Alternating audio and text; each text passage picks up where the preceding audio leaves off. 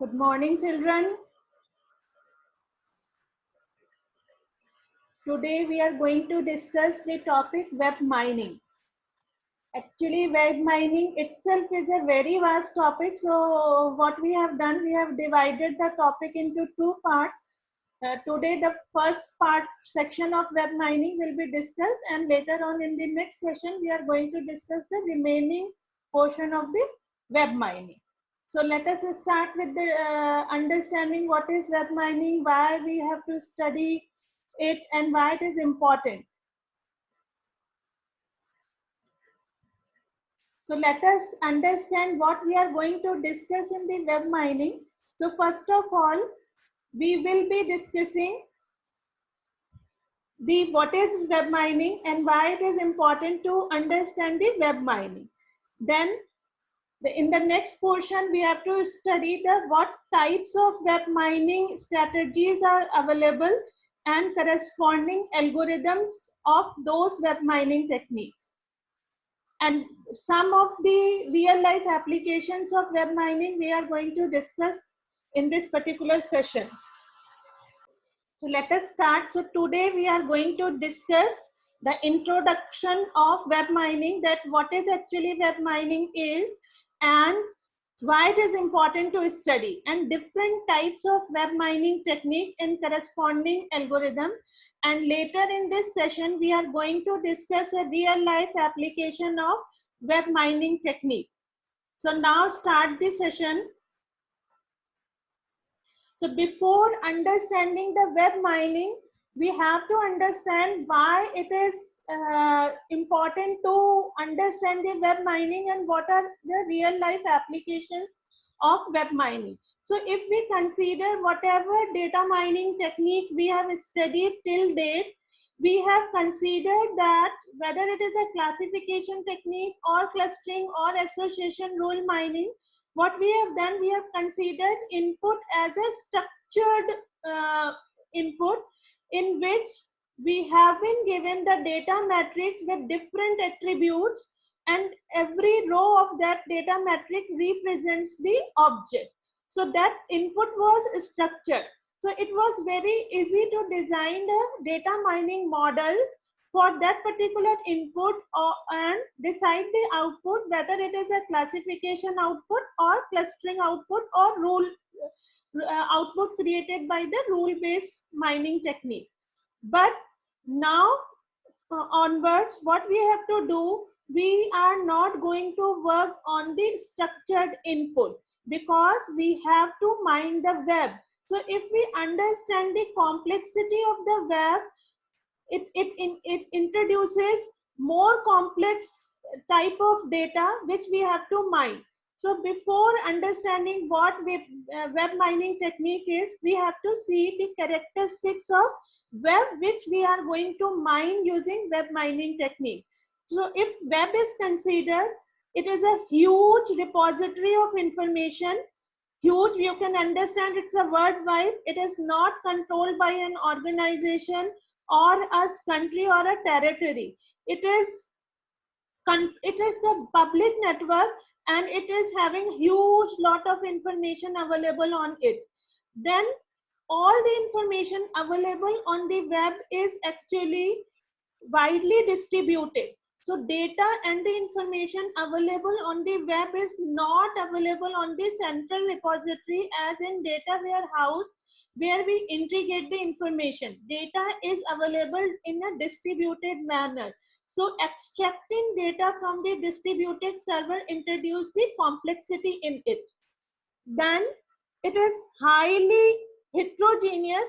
So if we consider the previous data mining technique, the data was available in the form of some schemes in which there is a particular format. But if we consider a web, the information available on the web is heterogeneous. It may be your chat messages, it may be your photos, videos, every kind of data is available on the web, and we have to extract the information from that particular data. Then it is semi-structured.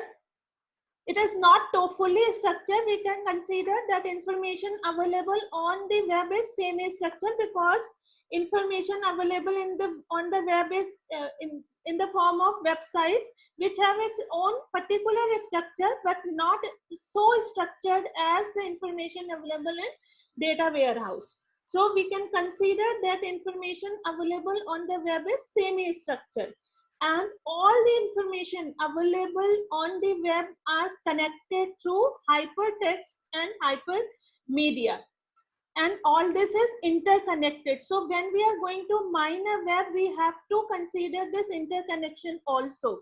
So all these characteristics of the web itself introduce the complexity in mining technique. So that's why the web mining technique is a very vast area, and it has its own different techniques, or some data mining techniques can also be applied on it to mine the information or to mine the knowledge from the web. That's why it is very important to understand the web mining technique. Now, we can define actually web is a huge collection of documents plus hyperlink information plus access and users information. So whatever available on the web is considered as document, be it video, text, or whatever it is. So all the documents available on the web are interlinked through the hyperlink information. So documents are connected, and in addition to that, the information available on the web can be accessed in a different way. Maybe you are user of the information, maybe you are administrator of the information. So both of them will access the information in different way, and they will use the information in different way also. So we have to consider all these things while mining the web. That what is available, that is document, how it is available, they are interconnected, and how can we access, and up to what extent we can use the information available on the web. Now let us go ahead. This is the point where now we can define what is web mining. So if web mining, to understand web mining, we have to understand the three things: the web mining, and the web data. Web, we have already seen, it is a collection of files available on one or more web server. That is documents which are available on one or more web servers in a distributed manner. Now what is web mining? Web mining is application of data mining techniques we have already studied, that is classification, association rule mining, and clustering technique, by to extract knowledge from web data.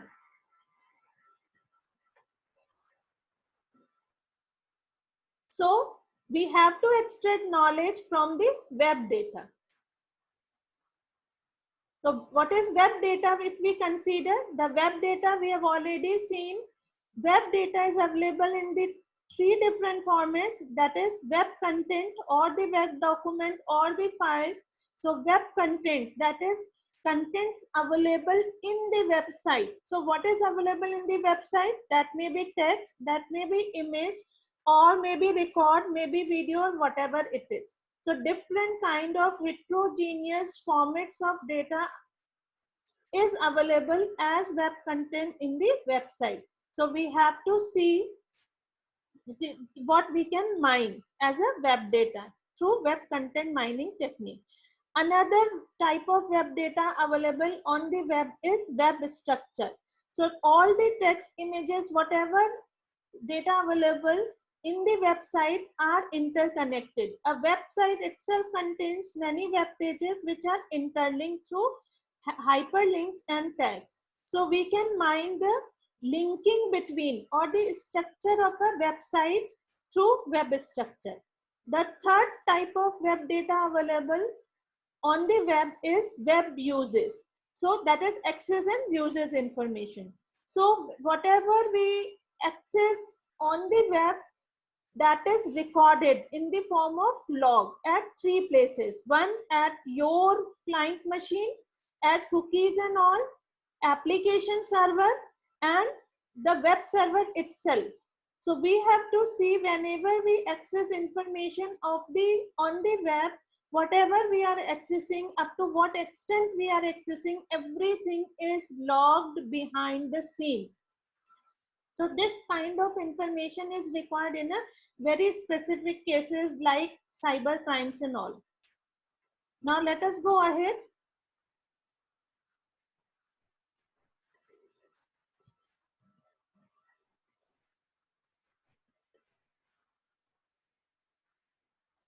So based on the different types of web data available on web, we can divide the web mining techniques into three different categories, that is web content mining, web structured mining, and web usage mining. So if we consider web content mining, that means extract the knowledge from the contents of the website. That is web content mining. Web structure mining, that we have to extract the information on the knowledge from the structure of the website and how they are interconnected. From search result, that means if we consider, if we give some query to the Google, it gives a set of information or set of different pages, then some of the pages are seen at the top and some of the pages are seen at the bottom. So in what manner, how this information is arranged, that is considered as web structured mining. Or sometime we have to capture how the website is structured and what are the linkage between different web pages of a website. That is considered as web structure mining. The third type of web mining technique is web usage mining. It can be divided into two different techniques. One is general access pattern mining and customized uses tracking.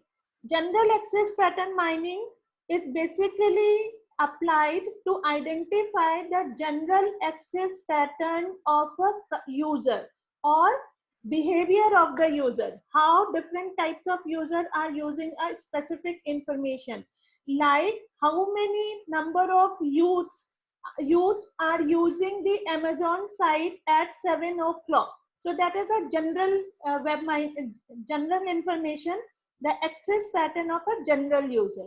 The second type of web usage mining is customized uses.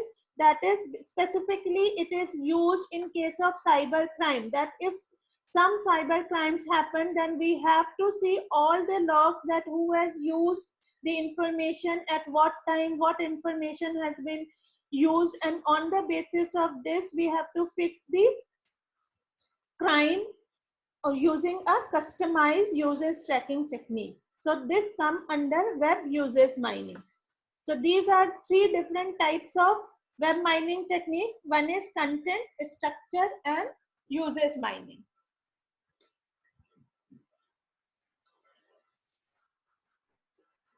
Now the first type of web content mining technique first type of technique is web content mining, which itself is a very vast topic.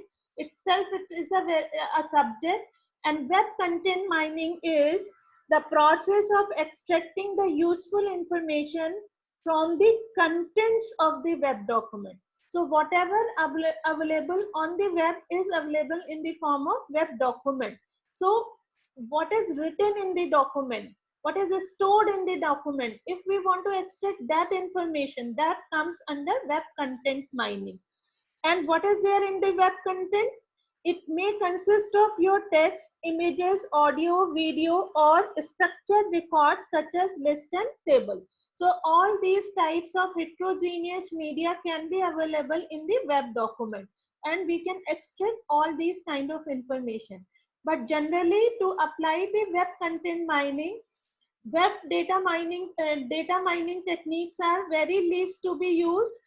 Generally, it uses the natural language processing and information retrieval techniques to mine the contents on the web. So itself, it's a very vast topic. So I'm not going to consider it in a detail. We are going to consider the web structure mining in detail in this particular session. Maybe we can consider the content mining in the next session. So let us go ahead. Different applications of web content mining. So web content mining has a very vast set of applications, in which the first we can say that identify the topic of a particular web document. Means seeing the contents of the document, we can identify what can be there in this particular document, and we can assign a different topic to it. So it is very useful in the research fraternity. Another application of web content mining is categorizing the web document. Categorizing, maybe two types of categorizations are possible for the web document. One is classification of web document, another is clustering of web document. So we can classify the web documents if we have been given a set of web documents for which the class is already identified. Then applying some pre-processing technique, we can classify an unseen web document on the basis of earlier given information. Similarly, we can categorize or we can cluster the different types of web documents based on the features given in the content of the document. So identify the features from the web document is applying the natural language processing. Then the third application of web content mining is find web pages across different servers that are similar. It is very useful in the research fraternity that suppose we have to search a research paper and we have searched one research paper, and searching the research paper on a web is a very tedious task. So if set of research paper which are similar can be classified at one place, it will be very easy for researcher to identify all the research paper related to each other at a one place. So this is done finding the similarity between the research paper. Similarity on the basis of semantics and syntactic and information available in the research paper. So the third application is very important in the research fraternity. Then the other applications of web content mining are related to relevance. Then whenever we search a document or a website on the web, we must get the relevant document. So what we whenever we give a query to a search engine, it gives a set of information or set of website, and it arranges the information on the basis of relevance to the query. Relevance can be considered as the who is finding, that is user, who is searching the information, in what role the information is searched, such that suppose you are using the IRCTC site and you are the user. So if you will search that what trains are available from X station to Y station, so you are accessing that information as a customer, but the same information can be accessed by the system administrator. So there is a role difference and the task difference.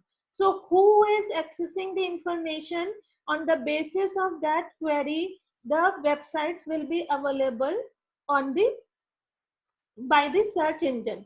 That is, information is available based on the query relevance. Another application under this relevance part is the list of top and relevant documents in the collection, or as part of the collection. So if 100 documents are available related to a particular topic for which we are searching, we want the n set of very top documents at the top, so that we can identify applying the web content mining technique. Similarly, we can hide some information, just like when we upload a YouTube video, then it asks whether this video is for kids or up to what age the video can be accessed. So we can hide also some of the information from the kid which is not relevant to that particular age. So that can also be done applying the web content mining. So these are few of the applications of web mining techniques. So we are not going to consider the web content mining technique in detail here. We are just leaving it here and we are moving to web structure mining technique. So the next kind of web mining technique is web structure mining.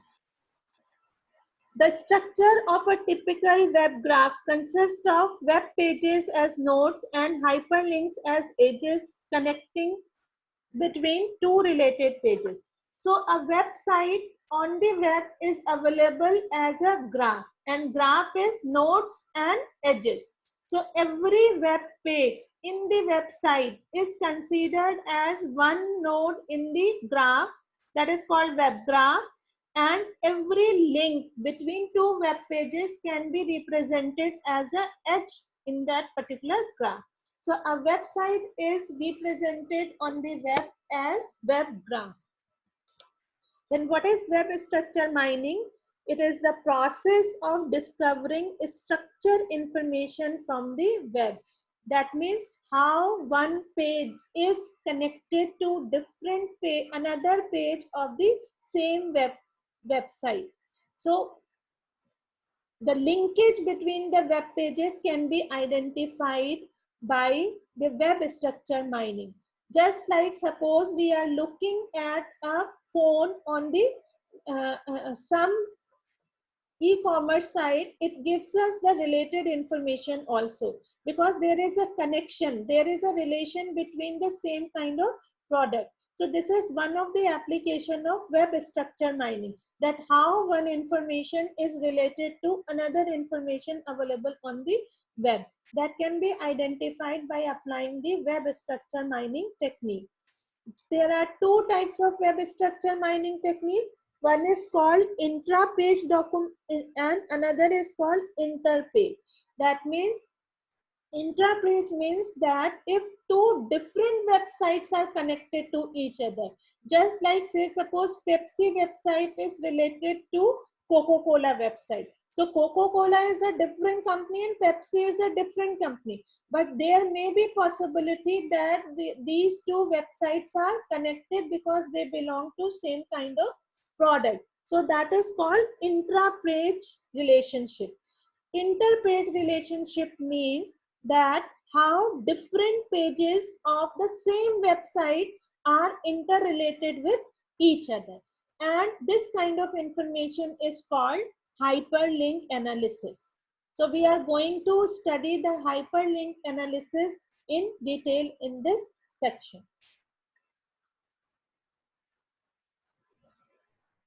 Now we are shifting our focus to web search and hyperlink analysis. This is one of the application of web structure mining, and it is used by the Google to rank the different pages. So to apply the hyperlink analysis, we have two types of approach. One is called PageRank approach, another is called hubs and authorities. PageRank approach is applied by the Google itself, that whenever we give a query to search to the Google, it ranks the pages in order and the topmost pages are available at the top on the basis of their importance, and the less important pages are shown at the bottom on in the next screen. So that is the application of PageRank in real life. Another technique we can apply as hubs and authorities. We will see this in later. Hubs and authorities are, authority is whenever, if I am owner of the Coca-Cola, I have authority to the Coca-Cola website and I may have a different community. That is called my hub. So this is another way to identify the importance of web pages. Now today we are going to discuss the page rank, which is applied by the Google itself to rank the different pages.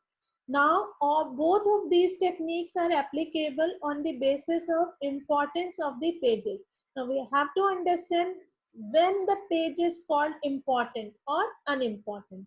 So basic definition of importance is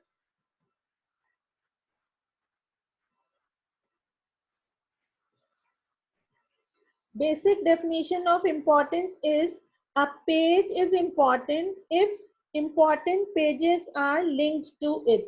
So a page X is important if other important pages are linked to it.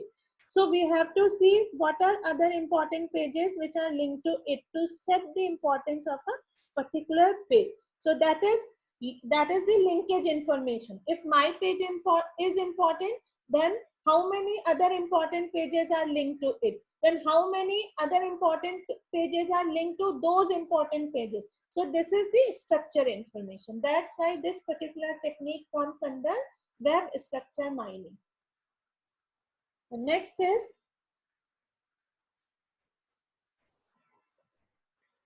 before understanding and or applying the hyperlink analysis, we have to understand how different pages are linked together. So if we consider this particular page, that we have to set the importance of this page, then we can see that this particular page is connected to few of the predecessors and few of the successors. So this linkage information is important to identify the importance of this particular page. And if we want to set the importance of these pages, so this particular page is important to set the importance of all these successors. So predecessors play the role to set the importance of its successor. So all these three predecessors will be used to set the importance of this particular page, and importance of this particular page will be used to set the importance of these different successors. So only this information is useful to find out the or to analyze the hyperlinks. And this is the one of the example of web graph in which web pages are the nodes and these links, hyperlinks are represented as edges in between the different web pages. Now to apply the Google page rank technique, that is one of the hyperlink analysis technique. To apply this particular technique, what we have to do, we have seen that a website on the web is represented as a web graph.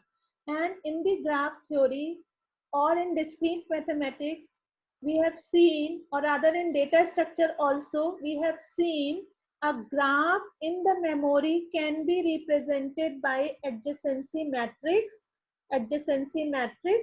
or adjacency list. So here a web graph of a website will be represented as adjacency matrix. But this is not simply adjacency matrix that we have created in graph theory, that put the 1 if two nodes are connected, put the 0 if two nodes are not connected. But the representation in the cell is quite different. So this is not simply called the adjacency matrix, rather it is called stochastic adjacency matrix. Now, to apply the Google page ranking technique, the first step is to represent a website as a web graph and correspondingly represent that web graph as stochastic adjacency matrix. Now, how to create the stochastic adjacency matrix? So the first step is create a stochastic adjacency matrix of the web where each page I correspond to row and column I. We have seen that adjacency matrix is a n cross n matrix where n represents the number of rows. So here also the adjacency matrix will be n cross n matrix, one for each node, every column and every row for each node. Now what we have to do, how to fill the cell of the adjacency matrix. So it says that if a page J has n successors, if a page J has n successor, that means n links, then cell ij of the matrix is equal to 1 by n.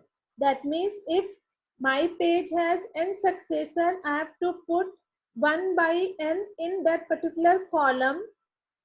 If page I, then in which row? The row will be decided by the page I if page I is one of these n successor of page J. Otherwise, 0 has to put. This we can see practically by the example for the better understanding. So next we have to create an adjacency matrix based on the given graph. Now let us consider the web graph containing the 3 web pages A, B, C, and the linkage information is shown in the figure. So this is the web graph of a website or web document. Now we have to create the stochastic adjacency matrix out of this. Now the stochastic adjacency matrix will be 3 cross 3 matrix, where every row will represent ABC and every column will also represent ABC. And we have to fill all these cells. Now let us understand how to fill these cells. It will be filled column by column. So if we have to fill AA, this is the cell AA. So A, how many successor A has? This is one successor that is pointing to itself. This is another successor which is pointing to B. So A is having how many successors? 2 successors. So this particular cell will be filled by 1 by 2. But in which column? Which row? That AA will be filled by 1 by 2 because A itself is one of the successor of A. So 1 by 2 will be filled here. Now it will be filled column wise. So what will be filled in BA?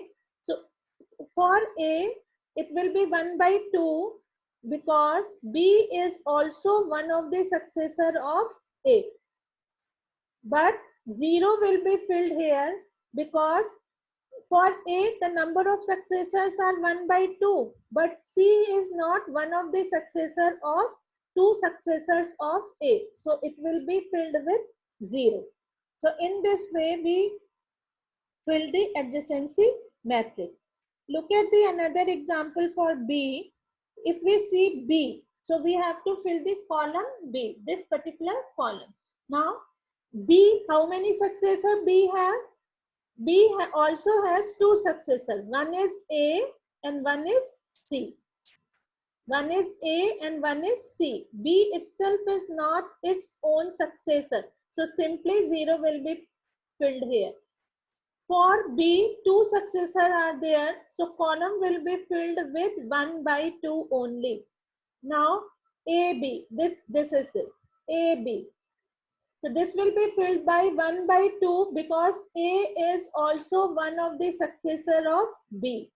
B is not its own successor. So 0 will be filled. C is successor of B. And how many total successor the B has? 2. So this is 1 by 2. Now look at C. How many successors C has? C has only one successor, that is B. So it will be filled by 1 by 1, that is 1. So AC, A is not successor of C. So 0 will be put. B is successor of C and C has how many successor? Only 1. So 1 will be filled. C itself is not successor of C. So 0 will be filled. I hope this is understandable. That means if A is successor of A, we have to fill the number of 1 by number of successors of A. If B is successor of A, we have to fill 1 by number of successor of A. If C is not successor of A, 0 will be filled. So only those cells will be filled which are successor of a particular page or particular column. So in this way, we have to create the adjacency matrix to apply the Google page ranking technique. Now, this is the initial step. Now, how to apply the technique? This is the algorithm, page ranking algorithm. How to apply? So this ranking is done on the basis of importance of the page. So initially, whenever a page is created, it has a fixed importance, that is 1 unit. So initially assign 1 unit of importance to each page. So whenever a page is created, its importance is 1, because we cannot decide. So we fix the value 1 initially, and later on after applying the algorithm, its importance changes, and on the basis of its importance, its ranking changes and its position in the search result changes. So initially assign 1 unit of importance to each page. That is simple. So the first step is create a web graph, create adjacency matrix, assign a 1 unit of importance to each page. Now the next step is each page shares its importance to its successor and receive importance from its predecessor. We have already seen that predecessors are important to set the importance of the page, and the importance of the page is important to set this importance of the successor. So every page contributes to set the importance of its successor. So the page shares its importance to its successor and it receives the importance from its predecessor. So in every iteration, every page shares its importance to the successor. Another page shares its importance to its successor, and in that way it goes in every iteration. Now what happens in each iteration is this process is repeated till the importance of each page reaches to a small number, indicating convergence threshold. This process, the sharing of importance of a page to its successor, is iterated many times till the importance of the page is reached to a small number, indicating the threshold importance. Once the threshold is reached, the page ranking algorithm completes and it decides what is the rank of the page after that particular iteration. Now we will see all these steps through the example taken previously. Now this is the adjacency matrix of the graph created right now. So this is a very easy method. We have to solve the system of linear equations to find out the importance in the next step. So A, B, C were the 3 nodes. A, B, C were the 3 nodes, and this is the adjacency matrix. This is a 3 cross 3 matrix. This is a 3 cross 1 vector. So initially importance of A will be 1, the B will be 1, and the C will be 1. And that will be multiplied with adjacency matrix. So if we multiply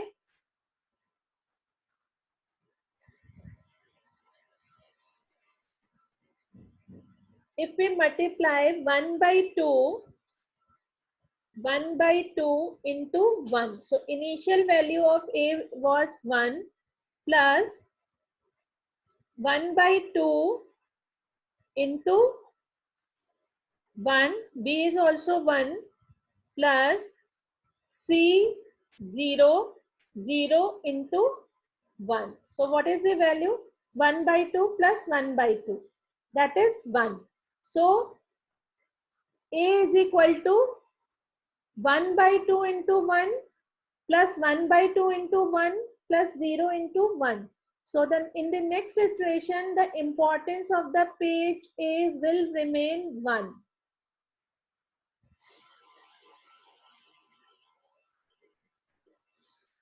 Similarly for B, if we see for B, so B is equal to 1 by 2 into 1, 0 into 1. This is 1 by 2 into 1 because A was initially 1, 0 into B plus 0 into B plus 1 into 1. C is 1. So that is B is equal to 3 by 2. Similarly, C we have identified as 1. So look at here. So initially the page rank of ABC was 1, 1 and 1. After first iteration, it has become A remained 1, B has become 3 by 2 and C has become half. C has become half. So importance of A will remain same. Importance of B has been increased from 1 to 3 by 2. Importance of C was reduced from 1 to half. So this is the result after first iteration. This is the result after first iteration. Similarly, the next iteration, the same thing is applied, and this is the result after second iteration. This is the result after third iteration. So this process is going to be repeated many times, and after number of iteration, this is the final results, and this is not, after this the result will not change. So this is the final result. That means importance of A after few iterations is 6 by 5. Importance of B is also 6 by 5.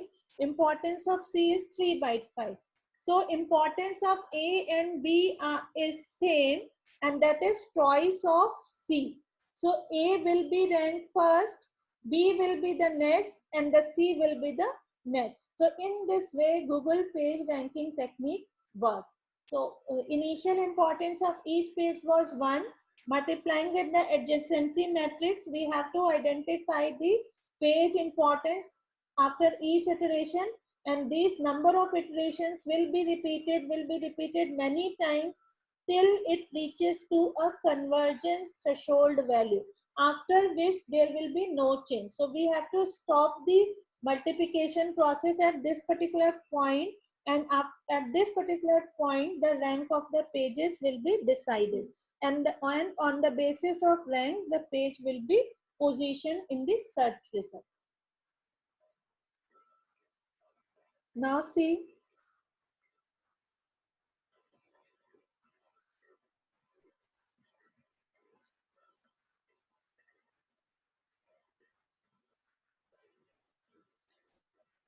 so this is very simple technique we have seen through a simple graph, but really it is not so simple.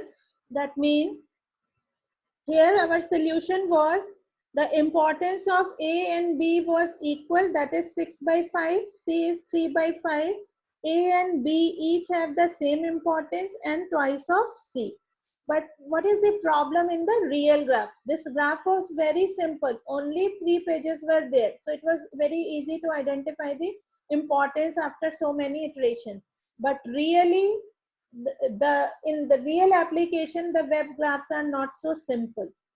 What are the problem? What are the issues? The first issue is dead end. That means if a page that has no successor, so if a page is not having successor, to whom the importance of that page will be sent? So dead end means if there is no successor, so what to do? What should be done? And similarly, the next issue in the real life is spider trap. Means if a web page is connected to X, web page is connected to Y page, Y is again connected to Z, Z is again connected to C. So there is a cycle. So whenever there is a cycle in a graph, it introduces a complexity in it. So this is the problem in the real graph. So it is difficult to implement the Google page ranking technique if these kind of problems are there in the real graph. So Google itself has given a solution to that. A few other problems are also there. Now we have to see what are the actual problems and what solution in practical life the Google implements. Now see, assume now that the structure of web has changed. What change has been done? In the earlier graph, there was an edge from B to C also, which has been removed in this graph. And similarly, the new adjacency matrix, earlier in that graph, here it was 1 because there is an edge from B to C. Now that edge has been removed, and this is the new adjacency matrix. And initially the value of A, B, C was importance to each page is A, B, and C is 1. Multiplying these two, these are the iteration. So initially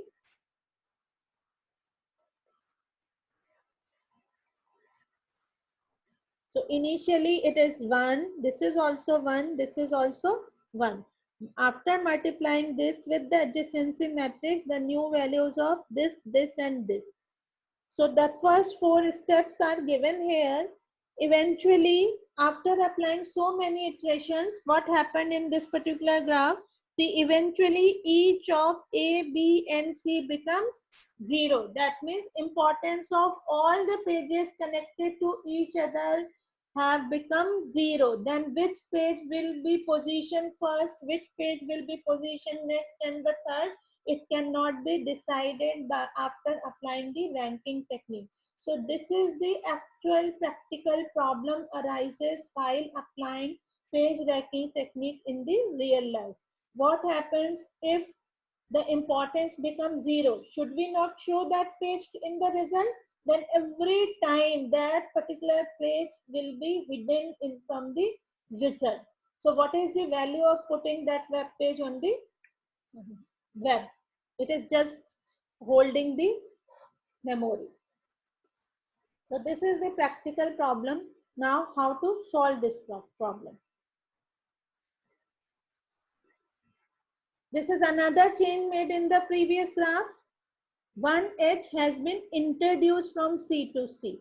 One edge has been removed from B to C, but one edge has been introduced from C to C. And this is the corresponding adjacency matrix, and the same steps are applied. And see what is the result. Earlier, initially it was 1, 1, and 1. Then the new values are 1, 1 by 2, 3 by 2, and so on. And C convergence at 3 and A and B converges at 0. That means both the pages A and B now have importance 0. 3, C is 3. So 3 will become at the top position, and A, B cannot be decided for A and B whether to show these pages in the result or not. So this is another practical problem. So introducing the link will create different problems in the web graph. So and web is dynamic. It is not static. We can link a page to different pages at every moment of time. So after every change in the web graph, there will be change in the result after page ranking technique. So this is not fixed. So Google solved this problem using tags. Google solution to this problem. So what is the solution? Instead of applying the matrix directly, tax each page some fraction of its current importance. So if a particular page is having importance 1, instead of taking important 1, we can take 60% importance or 80% importance depending upon actual importance manually.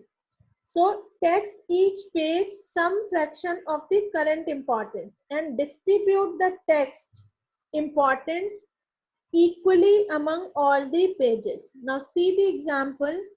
If we use 20% text, the equation of the previous example will become this. That means this is the solution of system of linear equation.